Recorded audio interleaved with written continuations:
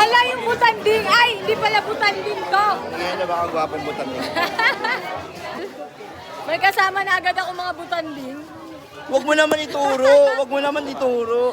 So mga idol, nandito kami sa Oslo ngayon kung saan isa sa pinakasikat na puntahan ng mga turista, ng mga lokal at ng mga puti at kung ano-ano pang lahi dito sa Oslo, Cebu. So paano, kita-kits later, tara! Ang gaganda ng mga butanding dito sa Oslo. Grabe naman. Sobra ka naman. Mga butanding. Grabe naman sa butanding. Grabe, sana all. Uy, mga butanding. Ay, laking butanding! Laki, wala ka pa na. Bakit lang camera?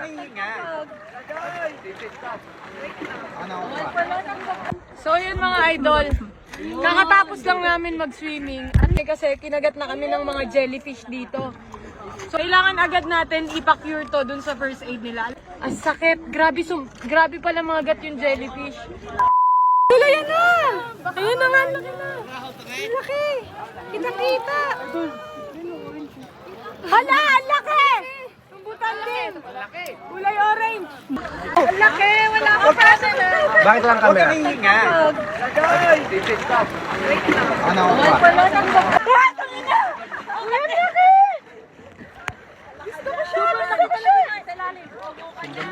Ayan yung ano, yung GoPro. Yung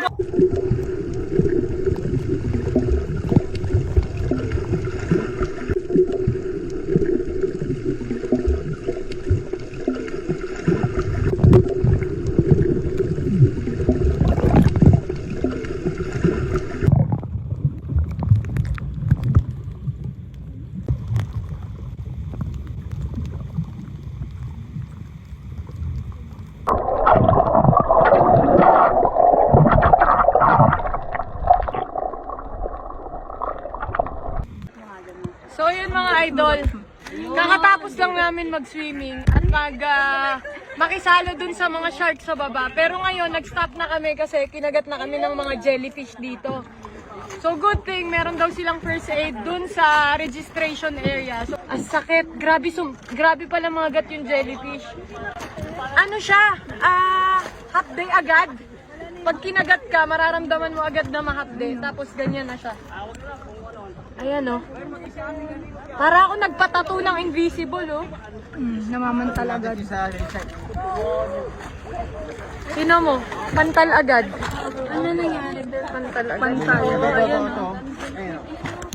Ang dami. Ayan o. Ayan yung mga jellyfish. Ayan o. Ayan o. Grabe o. Pinakamahaba. May worst ng kagat ng stingray, di ba? So pag nakagat kayo, may tendency na kumalat agad dun sa katawan nyo. So ngayon kailangan natin agad ipa-cure to dun sa first aid nila.